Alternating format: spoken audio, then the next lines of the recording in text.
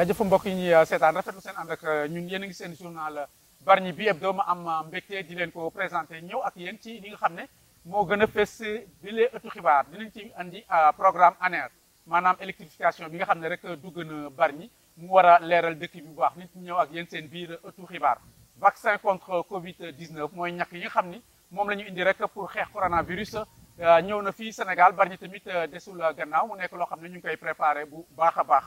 école muy ab programme boo xam ni day saxal ay garab ci école yi nekk fii ci Bargny programme boobu tamit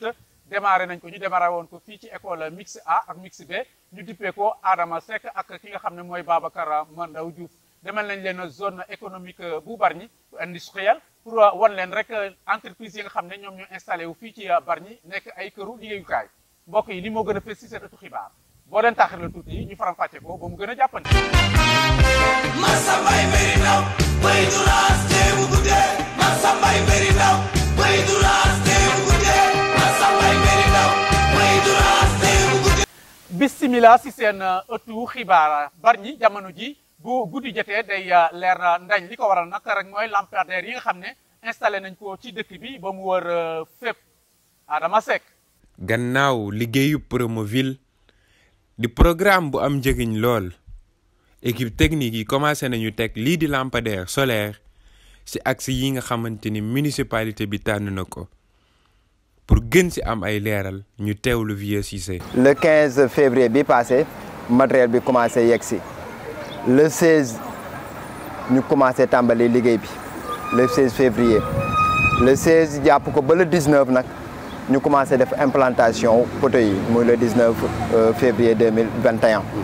donc boo xoolee commencé nañu laal axe yu bëri yi nga xamante ni moom la ñu programmé woon li ko dalee sur la route nationale de Ndiolmane vers au niveau du croisement de Sendou axe boobu pare nañ ko en passant par le garage Clando ñoo ngi si au niveau de donc de la place publique donc à côté de la mairie au niveau donc de l'esplanade au niveau de Minam au niveau de Ndaldali nga xamante ni fi nga xam ne la ligne 60 bi arrêt ligne 60 bi boucle bi nga xamante ni moo ñëw jaar ba jàkka Njàngeen ñëw ba ci grande mosquée bu Bargny Géej war a génnee fi poste Ndaldali bi laal nañ ko fi nga xamante ni tey ji fa la ñu toll mooy sur la pénétrante di ko dalee poste courant ba ci ba jëm Bargny Géej. bu ñu noppee ci yile axe nag dinañ dem ginnaaw raay ba yegg ci marché central bi mu mel ni rek Bargny dina gën a am sécurité waaye Bargny nekk na une ville très éclairée. maire di gërëm président de la république ci taxawaay bi rawatina waa ANER yii fi indi yile lamp. mooy axe bii nag bu ñu paree fii ne yëpp nag li ñu dese mooy yeneen axe bi nga xamante ne ci gannaaw raay la féetee. à savoir mooy tali Karop bi nga xamante ne mooy tali Karop bi képp ak aux alentours du marché de Guinaw Rail. Bargny sera une ville très éclairée avec ce vaste programme bi nga xamante ne nii monsieur le maire de la commune de Bargny initié woon na ko parce que bu ñu fàttalikoo ci ci jamono weeru octobre 2020 commencé woon nañu un programme de renforcement et de renouvellement du réseau conventionnel. nga xamante ne injecté woon nañ lu toll ci 125 lampadaires plus des changements d'ampoule au total de 205. kii di Cheikhou Sakho nekk ci service technique bu maire bu Bargny di gërëm askan wi ci taxawaay bi ak ci jàppandal gi. lépp lu ñu waroon ak population yi ci wàllu sensibilisation ak tout vraiment nangul nañ ko mais ñoom ñëpp daal ils ont collaboré. ba liggéey bi mën a avancer wax dëgg yàlla daal fépp fu ñu jaar muy côté axe Promoville yi muy la RN1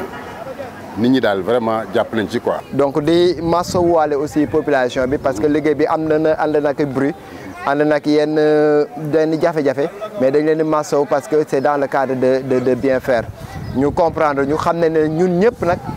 dañoo nekk ci liggéey monsieur le maire sant ñu ko. te bu paree rek lépp rek njëriñu askan bi la donc nag c'est un travail ba nga xamante ni l'équipe technique municipale moo ngi déployé depuis ni ma ko waxee depuis 2019 dans le cadre de l'ANER ñu ko doon liggéey avec bureau cadre de vie dans ci phase de réalisation bi ñoo ngi ci avec le bureau cadre de vie et la brigade mobile. ana naka la waa Bargny gisee lii di lampadaires yi nga xam ne andi nañu ko fii ci dëkk bi Nabou Sall demoon na doxantu laaj waa dëkk bi ñu seetaan ko ci biir reportage. askan bi liggéey ak xel mu dal taxoon ñu sàkk woon ay lamp ci bërëb yu ñuy liggéeyee li ni mel tax mairie bi am taxawaay bu mucc ayib ci projet bi di ANER di ay lampes solaires yu ñu nar a def fii ci dëkk bi bile projet nag mu mel ni dafa ñëw ci waxtoom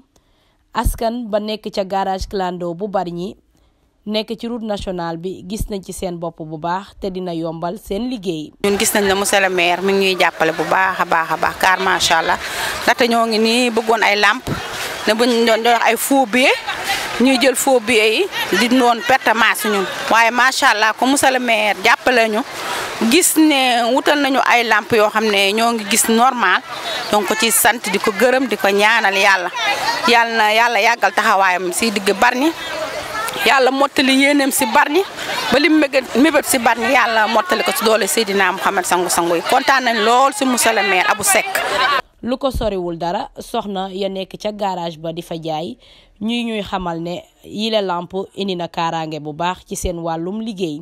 Salimata Sall di ko dëggal. kontaan nañ trop quoi fa dëgg yàlla moom parce que garage moom wax fa dëgg yàlla instant bi am na éclairage macha allah par rapport ak au temps météo na trop amoon insécurité kenn mënu lu comprendre am na si client yoo xam ne sax guddi gi dañu daan bëgg a ñëw mais duñu mën a ñëw mais franchement instant bi nag yombal na ñëpp affaire yi fi mu nekk ñëpp a ngi ñëw macha allah ñu ngi siy gërëm maire bi ñu ngi siy gërëm ñëpp daal wax fa dëgg yàlla macha allah li wax na nag lii moom rafet na trop macha allah éclairage moom wax macha allah leer na trop amul lenn loo xam ne ñu ngi fi moytu wala affaire yi daal macha allah leer na trop quoi. askan bi éclairage public day bëgg-bëggay ñëpp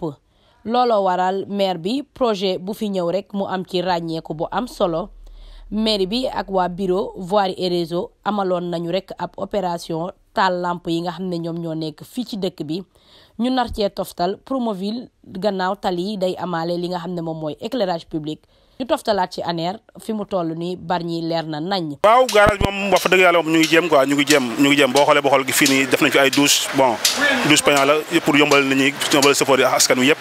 yëpp ñoo xamante ne maanaam yittewoo nañ ko daal dinañ ko mën a yittewoo daal wax fa dëgg yàlla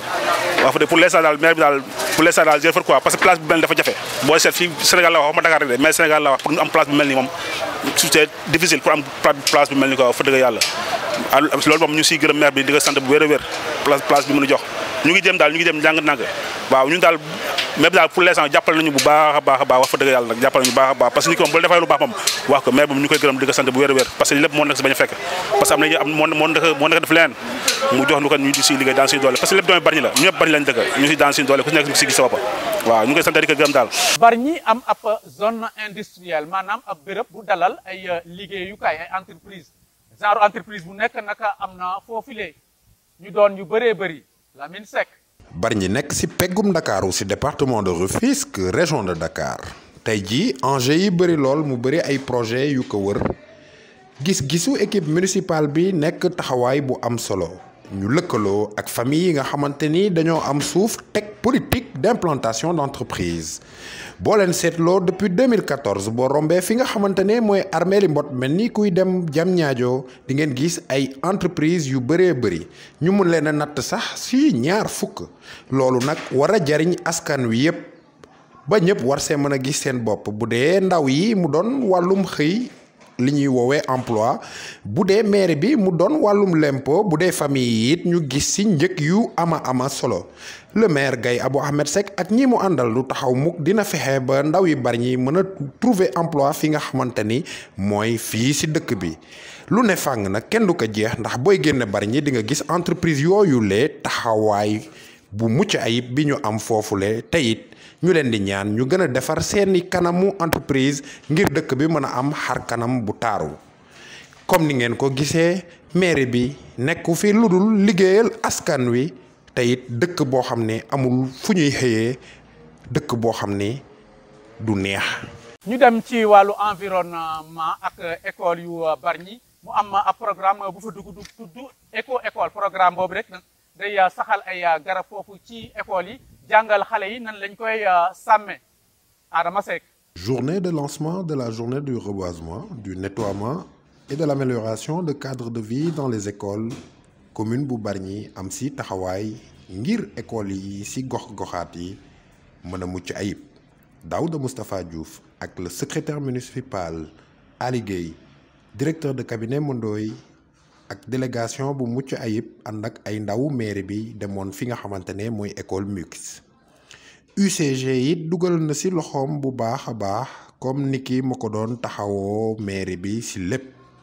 parents d'élèves yi ak directeurs yi ñëpp àndandoo ngir yokk xale yi taxawaay ci wàllum environnement fii ci école bu mag bi ak école yi yëpp ci Bargny. parce que yàlla defoon nañu ay biir Bargny donc quartier yu bëri yoo xamante jotoon nañu fa def reboisement ànd ci également ak ñi ñu wax les élus des quartiers à l'occurrence les délégués de quartier président conseil des quartiers bàjjenu gox même ñeneen ñoo xamante vraiment daal seen gox yi yitteel na leen àndoon nañ ci vraiment pour def reboisement donc ci quartier yi te yàlla def mu coïncider li ñu wax journée nationale donc du reboisement de l'embellissement et de l'amélioration donc du cadre de vie du cadre de vie scolaire moo tax tey maître tam yëkkatiwaat ne équipe yi nañu ànd ak école yi ak APE yi ak CGE yi ak les directeurs d'école en fait ñu def lu ni mel donc tey loolu nga xamante yëkkati woon nañ ko au mois d'octobre passé continuité bi ci lañ nekk nii donc lii tey lancement la rek mais le boulot véritablement danañ ci ànd ak lu ñuy wax MET la maison de l'environnement et de développement durable incha allahu rabbi ak seen équipe ba si tey bii ni ñu ko defee école mixte effectivement am na ay équipe ñuy déployer un peu partout donc dans toutes les écoles am nañ fi également aussi ay répondants donc du maire donc daa vraiment ci cadre yooyu la doon yëkkati di wax ne muy un appel qu'on lance au niveau de tous les établissements scolaires que mbir mu ñu def ko seen mbiru bopp ñu approprié ko vraiment mu nekk une chose vraiment. defe naa lancement bi ñuy def nii le ministre de l'environnement mu ngi koy def tey parce que ministre de l'environnement moo initié lii moo woowoon ses homologues ministre de l'éducation ak ministre de l'urbanisme et de l'hygiène publique mu wax ne dafa bëgg école yi ñu inscrire leen ci PSE vert école yi yëpp la bëgg. Vraiment ñu man fa def ay reboisement ba cadre de vie bi ñu embellir que ah loolu aussi bon sunu maire monsieur Guèye Abou Hamed bi mu yëgee loolu mu ne moom aussi bon comme que tey jii ak mbas mi ñëpp mënuñoo dem Dakar moom bon dina ko defee fii ci Bargny mu def lancement bi ci Bargny. naka noonu école yi féete nañu ko lancé nañu ko ak ay ndawu maire bi ak ñi nga xamante ne ñooy bàjjenu gox yi ak yu ni mel. à travers la maison de l'environnement et du développement durable bi nga xamante ne moom la maire Abou Seck taxawal doomi Bargny yi dañu leen war a doter lépp luy pouvoir ci wàllum environnement naka la ñuy sàmmee géej gi jéeri ji ak li nga xamante ne moo leen wër programme éco-école soxla na taxawaayu acteurs yépp ngir rek bu amee njëriñ ci xale yi mën a law ci quartier yi ba dëkk bi yépp mën koo jariñoo. wone sama mbégte ci programme bi nga xam ne programme national la ñu waroon ko lancer dans tout le Sénégal alors gox bu nekk aussi jël ko daa ko approprié wu la mairie de Bargny tànn suñu école comme lieu de lancement ñu ci am d'abord mbégte di ko dooleel njukkal beneen bi aussi mooy bés bi am na solo goo xam ne surtout ci xale yi nga xam ne dañuy wax ne xale mooy magu suba. tey ji gis nañu ne suñu dëkk yi dañoo commencé dañu tumuranke ci problème reboisement maanaam njëbatu garab ba tax nag garab googu buy wàññeeku day gis taw yi day gën a wàññeeku koom-koom gi gën a wàññeeku ndox mi gën a wàññeeku gàncax bi da gën a wàññeeku donc ndóol la indi alors ñu gis ne xale yi nga xam ne suba ñoo nekk magu ëllëg bu ñu commencé tàmbali ci école yi xale di gis di màgg di ko yóbbuwaale seen koñ seen i gox ak seen i goxaat yaakaar naa ne loolu dara gënu ko pédagogique que xale bi suba fu muy dem mu yóbbaale ko su ko defee loolu ñu xam ne moo ñu tardé woon ñu la koy dawaat ci xale yi. éco-école nekk programme bu mucc ayib bu maison de l'environnement et du développement durable di wéyal ci at mi ñu jëm lawal ko ci banxaas yépp rawatina jàngal xale yi nu ñuy dëkkee ci cet ak toppatoo seen environnement. centre de formation professionnelle bu Bargny ñu koy woowee EMP wala enseignement dalal na ab salle de classe bu bees loolu nag ñu ànd ci ak waa Helping Hand ñoom ñoo leen jàppale ba ñu tabax salle de classe boobu doonoon nag ay jafe-jafe foofu mu doon loo xam ni ñi fa nekk ñu ngi koy rafetlu Moussa Ba. mairie bi ànd ak waa ONG bi di Helping Hands jàppalante doomu Bargny bokk ci di Mama Seck taxaw pour jàppale askan wi. nara tabaxal ay salle de classe fale si EMP ngir sukkali wàllum jàng ak jàngale bi ñi jiite école bi di ko rafetlu. C'est pas la première fois donc du benn tey lay doog a ñëw donc ñëwoon na ci donc dans l'année passée n'est-ce pas dimbali ñu bañ am benn salle n'est-ce pas de menuiserie bois. projet bi nag mu ñëw aussi bi mu gisee ne aussi fii abri provisoire la woon donc mu ne donc voilà vraiment fois gis ne les conditions dont nous travaillons et ce sont des conditions très difficiles donc mu ne ñu donc fii dinaa leen ci defal benn salle au moins dinaa ko construire pour au moins une salle de classe. et vraiment ki nga xam ne aussi mooy libaas dox ci tànk yoo xam ne yu marché yu mucc ayib def di dox souvent ngoon pour que vraiment loolu nekk donc vraiment nous su ñu koy remercier mais ça vraiment. ci à travers maintenant ce moment ci di ko vérifier di ko remercier bu baax a baax. si construction boobu élèves yi fay jàngee ñoo jóg jàpp si liggéey bi comme ni nga koy waxee ndimbal na fa fekk loxo yu boromam. ndimbal da ciy fekk loxol borom comme dafa ñëw aussi dans un centre de formation professionnelle kon dafa fekk ay corps de métier donc fekk ay corps de métier fekk na fi lu mel ne la menuiserie bois fekk na fi électricité fekk na fi n'est-ce pas le dessin le bâtiment mooy ñi nga xam ne ñooy def maçonnerie. donc bu ñu def loolu les jeunes étaient venus n'est-ce pas ànd ak ñoom ci liggéey bi vraiment ñoo ngi fi woon les élèves de la deuxième année et de la troisième année en dessin bâtiment ñi nga xam ne ñooy def maçonnerie ñoo ngi fi woon ak ñoom donc di liggéey ak ñoom jusqu'à que ba mu toll fi mu nekk nii. dinañ continuer ensuite n'est-ce pas dinañ continuer ensuite toujours avec sur les autres filières parce que des na bu ñu couler ba pare il y aura n'est-ce pas l'installation électrique et qui se fera aussi par les élèves n'est-ce pas de la filière électricité. c'est une phase pratique parce que dañ fiy intervenir c'est vrai que dina gën a tax xale yi ñu gën a kii aussi dinañ jàngal xale yi ne leen aussi boo da ngay bu ñu def bi dara ci sa dëkk aussi il faut nga am loo participer pour que mu mën a avancer nekkul ne moyen la financier la mais am na loo xam ne aussi ñoo am nañ ko mën nañ ko participer moo tax ñu koy dolli pour ñu mën a dem. xanaa di ñaan yi les projets law ba ñëpp gis seen bopp. du ñu mës a taay di leen remercier parce que c'est vraiment Momar bëgg na vraiment que le Bargny surtout dans le côté n'est-ce pas de l'enseignement technique dans le côté n'est-ce pas de l'éducation et de la formation bëgg na vraiment Bargny conditions yi changé te mu ngi ciy intervenir te wax nañ ne une structure de formation professionnelle dafa am solo dans un milieu dafa am solo parce que on parle de développement et que on peut pas parler de développement sans une jeune n'est-ce pas ou bien des jeunes qui sont formés et ces jeunes-là doivent être formés dans quelles conditions dans de meilleures conditions possibles dans des structures adaptées et pour cela donc vraiment lii vraiment ñu ngi kontaan ci loolu ci bëgg baax a baax parce que dina permettre ñu am n'est-ce pas des produits de qualité des produits compétitifs dans le marché. wérgu yaram la ñuy dugg ak programme de vaccination contre Covid-19 gannaaw bi nga xamee ne Sénégal am na ay doses yu fi dugg Bargny tamit desul gannaaw ñu nekk nag di ko waajal bu baax gannaaw ba nga xamee ne ñii di waa Kër Docteur ñàkku nañu ñuy xool rek nan lañ koy defee ba askan bi yëpp jot seen wàll l'homme qu'il faut. commune de Bargny naka yeneen dëkku ci Sénégal jot nañ seen wàllu ci vaccin Covid-19 personnel de santé yi ñu njëkk a ñàkku jamono ji mag ñi la gën a soxal moo tax ñu leen di woo ñu dem vacciné wu ngir aar seen bopp. ñoo seetlu ne ñàkk yi feebar bi ñàkk mag ñi la gën a sonal gaa moom dina dal xale waaye nag mag ñi lay gën a sonal parce que xale mën na ko tisseele mën na dugg ci moom ba génn te du xam sax ne Covid bi jàpp na ko moo tax mag ñi nga xamante ne dañuy ànd ak feebar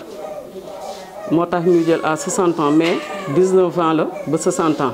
waaw 19 ans la ba 60 ans ñoo war a jël vaccin bi xale bu ndaw du ko jël moo tax ma bëgg nag bépp mag ba nga xamante ne bii yaa nga bëgg aar sa bopp nga jël ñàkk bi ndax ñun gisuñu ci benn problème ndax agent de santé yi ñun jël nañ ko depuis mercredi passé te vraiment ñu ngi sant yàlla ndax ñun ñoo gën a exposé moo tax ñu jëkk ko ci ñun ndax ku dig la cangaay da ngay sango ba pare. ñàkku nag doon na lu population miin ndax am na yeneen façon vaccin yu fi amoon avant vaccin bi waa Kër Docteur di rassurer population ngir ñu ñëw en masse ngir ñu jële fi ba faw li doon ab woote jóge ci acteur communautaire. vaccin bi comme vaccin yëpp la ndax léegi polio bi kenn gisatu ko fièvre jaune bi mu ngi noonu feebar bi yari seet nañ ne ñàkk moo ko fi génne looloo tax ñun bi ñu jëkkee ñàkk nit ñi gis xam ne ñàkk bi amul benn inconvénient waaw. ñun moom dañuy rassurer askan wi ndax lu tax ñu mën leen rassurer ay médecins sans blouse lañu maanaam ay docteuru kàllaama ñu ñàkku ba pare nag te gisuñu ci benn inconvénient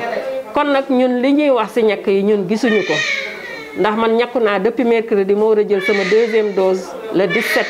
avril le 17 mars kon nag defe naa suñu population bu fekkente ne nii lu ñuy dut baaraam la war nañoo ñimeñ war a am fit ndax ñun ñi ko jiite boog ñu jëkkee ko suñu bopp defe naa du ñu jël lu bon di ko def suñu yaram ba di si yebal suñu askan. kon ñuy ñaax askanu Bargny gépp mag ak ndaw góor ak jigéen ñu ngi leen di ñaax pour nañu ñëw ñakku sàmm seen wér-gi-yaram. naka noonu gannaaw kàddu yu benn la jëm si askan wi ndax amagul benn garab gannaaw vaccin bi lu mën a aar askan wi rawatina ñii di 3e âge même bu fekkee ne concerné wul ñëpp dale ko 19. ñuy nataal li nga xamante ne nii président ñafe na ko boo xool ñaata réew moo am si Afrique te 7 pays yi Afrique yi si jëkk am si vaccin yi moom ñafe na ba bokk si 7 yooyu kon ñun tamit nañu waslu ñu sàmm suñu wér-gi-yaram boo gisee ñu di si sonn nii 3e âge yi nekk si kër yi ndax seen njaboot gi ñooy génn dem ñëw te njaboot gi seen anticorps bu amee doole feebar bu ñëw dugg si ñoom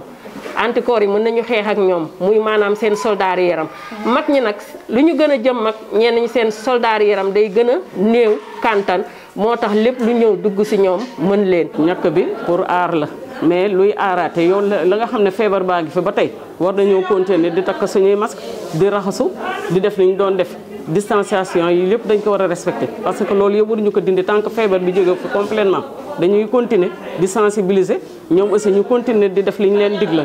liy docteur digle nañ ko def rek bu ñu bëggee feebar bi jóge fi carrément ku nekk doxaat say yitte il faut ñu def loolu ñuy sant. ba léegi feebar baa ngi nii li di déggal docteur yi xanaa gën a sàmm takku masque yi ak distanciation sociale ngir dàq feebar bi. mbokk yi li moo doonoon seen ëttu xibaar Bargny bi hebdo ma amoon mbégte di leen ko présenté di leen ñaanal jàmm di ko sàkku ci yéen di leen jox rek dig daje ci beneen journal.